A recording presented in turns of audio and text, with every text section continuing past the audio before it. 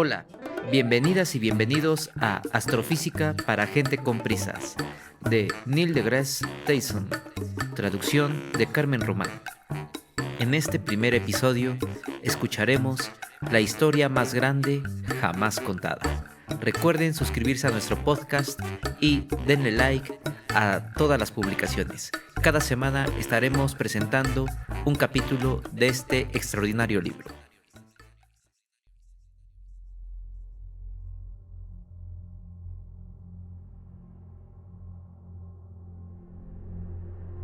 La historia más grande jamás contada. El mundo ha persistido por muchos años tras haber sido puesto en marcha con los movimientos apropiados. A partir de ello, se deduce todo lo demás. Lucrecio, 50 a.C. En el principio, hace casi 14.000 millones de años, todo el espacio, toda la materia y toda la energía del universo conocido estaban contenidos en un volumen menor a una billonésima parte del punto con el que termina esta oración. La temperatura era tan elevada que las fuerzas de la naturaleza que conjuntamente describen el universo estaban unificadas. Aunque aún no se sabe cómo surgió, este minúsculo universo solo podía expandirse rápidamente en lo que hoy llamamos el Big Bang. La teoría general de la relatividad de Einstein, presentada en 1916, nos proporciona nuestra comprensión moderna de la gravedad, en la que la presencia de materia y energía curva el tejido del espacio y el tiempo que las rodea. En la década de 1920 se descubriría la mecánica cuántica, que proporcionaría nuestra explicación moderna sobre todo lo pequeño. Moléculas, átomos y partículas subatómicas.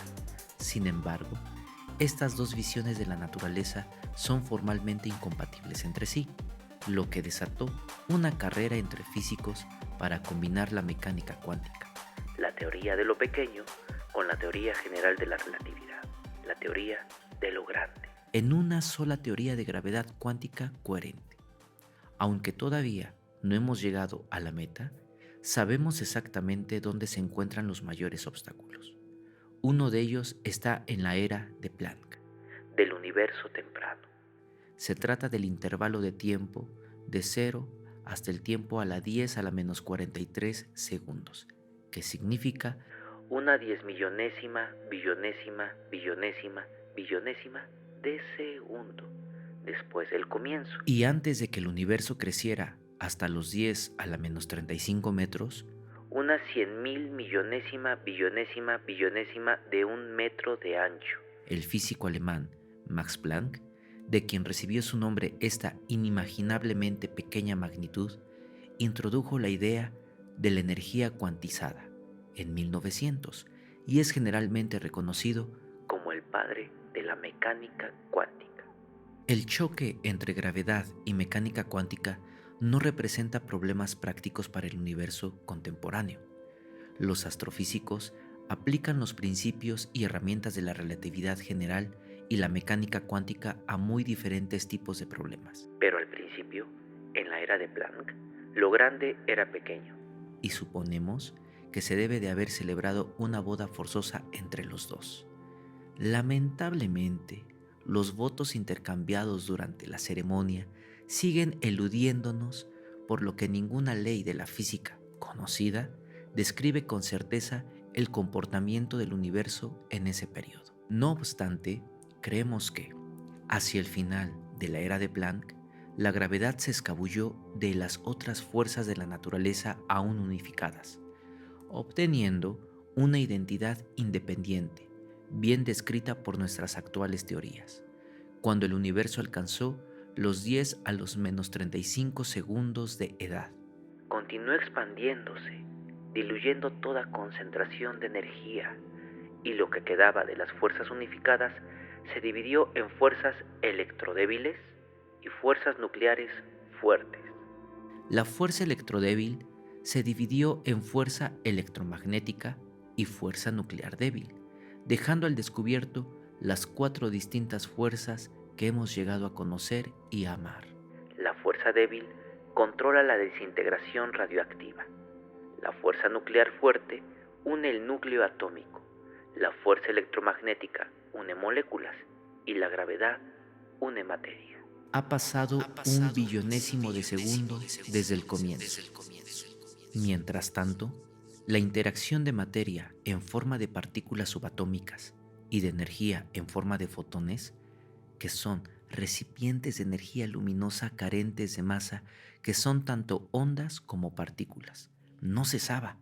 El universo estaba lo suficientemente caliente para que estos fotones espontáneamente convirtieran su energía en pares de partículas materia-antimateria, que inmediatamente después se aniquilaban, devolviendo su energía a los fotones. Y sí, la antimateria es real. Y la descubrimos nosotros, no los escritores de ciencia ficción, no. Estas metamorfosis son totalmente explicadas por la ecuación más famosa de Einstein, una receta bidireccional sobre el valor de la energía en materia y el valor de la materia en energía. Es la velocidad de la luz al cuadrado. Una cifra enorme que al multiplicarse por la masa nos recuerda cuánta energía se obtiene en este proceso. Poco antes, durante y después de que la fuerza nuclear fuerte y las electrodébiles se separaran, el universo era un borboteante caldo de quarks, leptones y antimateria, además de bosones, las partículas que permiten sus interacciones. Se cree que ninguna de estas familias de partículas es divisible en algo menor o más básico, aunque cada una de ellas tiene distintas variedades. El fotón común es parte de la familia de los bosones. Los leptones, más conocidos para quienes no son físicos, son los electrones y quizá los neutrinos. Los quarks más conocidos son, en realidad no hay quarks conocidos. Cada una de sus 6 subespecies recibió un nombre abstracto que no tiene ningún propósito filológico, filosófico o pedagógico, excepto distinguirse de las otras. Arriba, abajo, extraño, encanto, cima y fondo.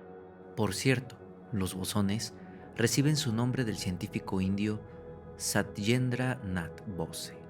La palabra leptón proviene del griego leptos, que significa ligero o pequeño. Sin embargo, quark tiene un origen literario y mucho más imaginativo. El físico Murray Hell, quien en 1964 planteó la existencia de los quarks como componentes internos de los neutrones y protones, y quien entonces creía que la familia de los quarks solo tenía 3 miembros, sacó el nombre de una frase particularmente elusiva del libro de James Joyce, 3 quarks para Muster Mark. Algo que los quarks sí tienen a su favor es que todos sus nombres son sencillos, algo que químicos, biólogos y especialmente geólogos parecen incapaces de lograr al nombrar sus propias cosas. Los quarks son bestias excéntricas. A diferencia de los protones, cada uno con una carga eléctrica de +1 y de los electrones con carga de -1. Los quarks tienen cargas fraccionarias que vienen en tercios y nunca encontrarás un quark solo. Siempre estará aferrándose a otros quarks cercanos. De hecho, la fuerza que mantiene juntos a 2 o más de ellos en realidad se vuelve más fuerte cuando más los separas, como si estuvieran unidos por un tipo de liga elástica subnuclear. Si separas los quarks lo suficiente, la liga elástica se rompe. De acuerdo con Einstein, la energía almacenada crea un quark en cada extremo, dejándole igual que al principio. Durante la era quark-leptón, el universo era lo suficientemente denso como para que la separación promedio de quarks libres rivalizara con la separación entre quarks unidos entre sí. Bajo esas condiciones, la lealtad entre quarks contiguos no podía establecerse sin ambigüedades y se movían libremente entre ellos mismos a pesar de estar unidos entre sí. El descubrimiento de este estado de la materia, un tipo de caldero de quarks, fue expuesto por primera vez en el 2002 por un equipo de físicos del Laboratorio Nacional de Brookhaven, en Nueva York. Contundentes evidencias teóricas sugieren que un episodio en el universo primerizo quizás durante una de esas divisiones de fuerzas, dio al universo una notable asimetría en la que las partículas de materia apenas superaban a las partículas de antimateria. De 1.000.000.000 a 1.000.000.000. Esa pequeña diferencia en población apenas sería percibida por nadie en medio de la constante creación, aniquilación y recreación de quarks y antiquarks, electrones y antielectrones, mejor conocidos como positrones, y neutrinos y antineutrinos. El tercero, en discordia, tenía montones de oportunidades de encontrar con quién aniquilarse, y así hicieron los demás, pero no por mucho tiempo. Conforme el cosmos continuaba expandiéndose, enfriándose y haciéndose más grande que nuestro sistema solar, la temperatura descendió rápidamente por debajo de 1.000.000.000 de Kelvin. Había pasado un millonésimo de segundo desde el comienzo. Este tibio universo ya no era lo suficientemente caliente o denso para cocinar quarks, así que todos tomaron a su pareja de baile y crearon una nueva familia permanente de partículas pesadas llamadas hadrones, del griego hadros, grueso. Esa transición de quarks a hadrones pronto dio lugar a la aparición de protones y neutrones y de otras partículas pesadas menos conocidas, todas ellas integradas por distintas combinaciones de especies de quarks. De vuelta en la Tierra, la colaboración europea en física de partículas usa un gran acelerador para colisionar haces de hadrones en un intento de recrear estas mismas condiciones. Esta máquina, la más grande del mundo, lógicamente, se llama Gran Colisionador de Hadrones. La ligera asimetría materia-antimateria que aqueja el caldo de quarks leptones pasó entonces a los hadrones, pero con consecuencias extraordinarias. Conforme el universo continuaba enfriándose, la cantidad de energía disponible para crear espontáneamente partículas básicas descendió. Durante la era hadrónica, los fotones ambientales ya no podían seguir la ecuación de Einstein para producir pares de quarks-antiquarks. No solo eso, los fotones que emergieron de todas las aniquilaciones restantes perdieron energía a causa de la constante expansión del universo, cayendo por debajo del umbral requerido para crear pares de hadrones-antihadrones.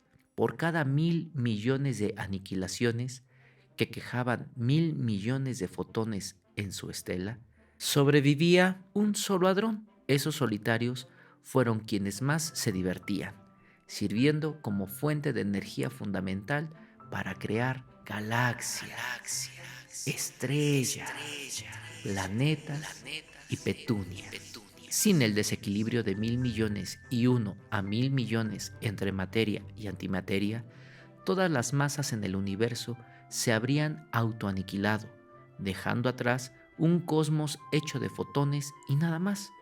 El escenario definitivo de hágase la luz. Ahora ha pasado un segundo de tiempo. El universo ha crecido unos cuantos años luz a lo ancho. Más o menos la distancia del Sol a las estrellas vecinas más cercanas. A 1.000.000.000 de grados sigue haciendo mucho calor, y aunque se pueden cocinar electrones que, junto a sus contrapartes positrones, siguen apareciendo y desapareciendo, pero en el universo en continua expansión y en continuo enfriamiento, sus días, sus segundos, en realidad, están contados. Lo que les ocurrió a los quarks y a los hadrones les ocurrió a los electrones. Al final, solo 1 en 1.000.000.000 de electrones sobrevive. El resto se aniquila con positrones, sus cómplices antimateria, en un mar de fotones. Justo ahora, un electrón por cada protón se congela en vida, mientras el cosmos continúa enfriándose. Las temperaturas están por debajo de los 100 millones de grados. Los protones se fusionan con protones, así como neutrones, formando núcleos atómicos e incubando un universo en el que el 90% de estos núcleos son hidrógeno y el 10% son helio. junto con pequeñas cantidades de deuterio, tritio y litio. Ahora han pasado 2 minutos desde el comienzo. Durante otros 380.000 años no ocurrirá mucho más con nuestro caldo de partículas. A lo largo de estos milenios, la temperatura se mantiene lo suficientemente caliente para que los electrones se muevan libremente entre los fotones, golpeándolos de aquí para allá mientras interactúan con ellos. Pero esta libertad llega a un abrupto final, cuando la temperatura del universo cae por debajo de 3000 grados Kelvin, alrededor de la mitad de la temperatura de la superficie del Sol, y todos los electrones libres se unen a núcleos. El matrimonio deja detrás de sí una luz visible que lo baña todo, marcando para siempre el cielo como un registro de donde se encontraba toda la materia en ese momento, y completando la formación de partículas y átomos en el universo primigenio. Durante los primeros 1000 millones de años, el universo continuó expandiéndose y enfriándose, mientras la materia gravitaba hacia las masivas concentraciones que llamamos galaxias. Se formaron casi 100.000 millones de ellas, cada una conteniendo cientos de miles de millones de estrellas cuyos núcleos sufren fusiones termonucleares. Esas estrellas, con más de 10 veces la masa del Sol, alcanzan suficiente presión y temperatura dentro de sus núcleos para producir docenas de elementos más pesados que el hidrógeno, incluyendo aquellos que componen los planetas y la vida que queda desarrollándose en ellos. Estos elementos serían increíblemente inútiles que quedarse donde se habían formado, pero las estrellas de gran masa explotaron de manera fortuita, esparciendo sus entrañas ricas en químicos por toda la galaxia. Tras 7 u 8 mil millones de años de enriquecerse en una parte cualquiera del universo, los alrededores del supercúmulo de Virgo, en una galaxia cualquiera, la Vía Láctea, en una región cualquiera, el brazo de Orión, nació una estrella cualquiera, el Sol.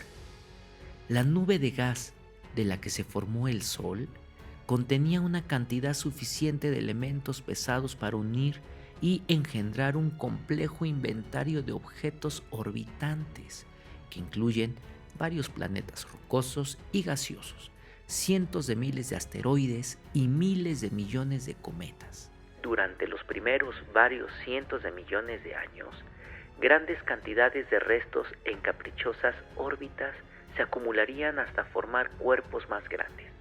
Esto ocurrió en impactos de alta velocidad y alta energía que dejaron fundidas las superficies de los planetas, previniendo la formación de moléculas complejas.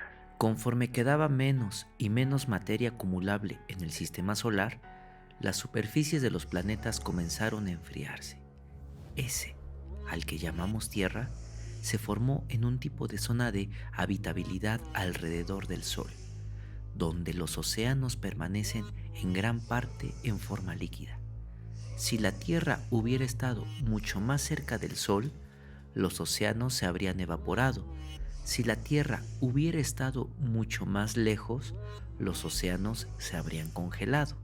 En cualquiera de los dos casos, la vida tal como la conocemos no habría evolucionado. Dentro de los océanos ricos en químicos, a través de un mecanismo que aún no se ha descubierto, las moléculas orgánicas se convirtieron en forma de vida capaces de autorreplicarse. En este caldo primigenio dominaban las bacterias anaeróbicas, simples, un tipo de vida que florece en ambientes carentes de oxígeno, pero que excreta oxígeno químicamente potente como uno de sus subproductos. Sin quererlo, estos primitivos organismos unicelulares transformaron la atmósfera rica en dióxido de carbono de la Tierra en una con suficiente oxígeno para permitir que organismos aeróbicos surgieran y dominaran los océanos y la Tierra. Estos mismos átomos de oxígeno, que normalmente se encuentran en pares, también se combinaron con tríos para formar ozono en la atmósfera superior, que sirve como escudo para proteger la superficie de la Tierra de la mayoría de los fotones ultravioleta del Sol, hostiles a las moléculas. Debemos la extraordinaria diversidad de la vida en la Tierra y suponemos que en otras partes del universo a la abundancia cósmica de carbono y la incontable número de moléculas simples y complejas que lo contienen. No hay duda al respecto. Existen varias variedades de moléculas a base de carbono que todas las moléculas de otros tipos combinadas. Pero la vida es frágil. Los encuentros ocasionales de la Tierra con grandes e impredecibles cometas y asteroides, ante sucesos comunes, causan esporádicos estragos en nuestro ecosistema. Apenas hace 65 millones de años, menos de un 2% del pasado de la Tierra, un asteroide de 10 billones de toneladas cayó en lo que hoy es la península de Yucatán y exterminó a más del 70% de la flora y fauna de la Tierra, incluyendo a los famosos y gigantescos dinosaurios. Esta catástrofe ecológica permitió a nuestros ancestros mamíferos llenar los recién desocupados nichos, en vez de seguir sirviendo como aperitivos a los Tyrannosaurus rex. Un tipo de mamífero de cerebro grande, ese al que llamamos primate, evolucionó en un género y especie, Homo sapiens, con suficiente inteligencia como para inventar métodos y herramientas científicos y para deducir el origen y la evolución del universo. ¿Qué pasó ante todo esto? ¿Qué pasó antes del comienzo? Los astrofísicos no tienen idea, o más bien, nuestras ideas más creativas tienen poca o ninguna base en la ciencia experimental. En respuesta, algunas personas religiosas afirman, con un tono de superioridad moral, que algo debió haberlo empezado todo, una fuerza mayor que todas las demás, una fuente de la que todo emana, una causa primera. Para esas personas, ese algo, por supuesto, es Dios. Pero, ¿y si el universo siempre hubiera estado ahí, en un estado o condición que aún tenemos que identificar? Un multiverso que, por ejemplo, continuamente crea otros universos. ¿O qué tal si el universo apenas acaba de surgir de la nada? ¿O qué tal si todo lo que conocemos y amamos solo fuera una simulación de computadora creada para la diversión de una especie extraterrestre superinteligente? Estas ideas, filosóficamente divertidas, generalmente no satisfacen a nadie. Sin embargo, nos recuerdan que la ignorancia es el estado natural de la mente para un científico investigador. Las personas que creen no ignorar nada no han buscado ni se han optado con el límite de lo que se conoce y lo que se desconoce en el universo. Lo que sí sabemos y lo que podemos afirmar sin ninguna duda es que el universo tuvo un comienzo. El universo continúa evolucionando. Y sí, cada uno de los átomos de nuestro cuerpo puede trazarse hasta el Big Bang. Y los hornos termonucleares con estrellas de gran masa que estallaron hace más de 5.000 millones de años. Somos polvo de estrellas, al que se le dio vida y al que el universo luego dio el poder para descifrarse a sí mismo. Y apenas hemos comenzado.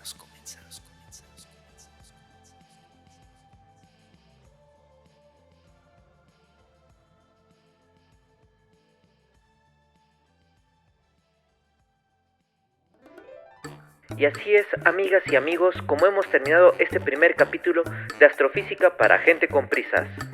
Recuerden, el próximo episodio será Así en la Tierra como en el cielo. Los esperamos. Suscríbanse a nuestro podcast. Gracias.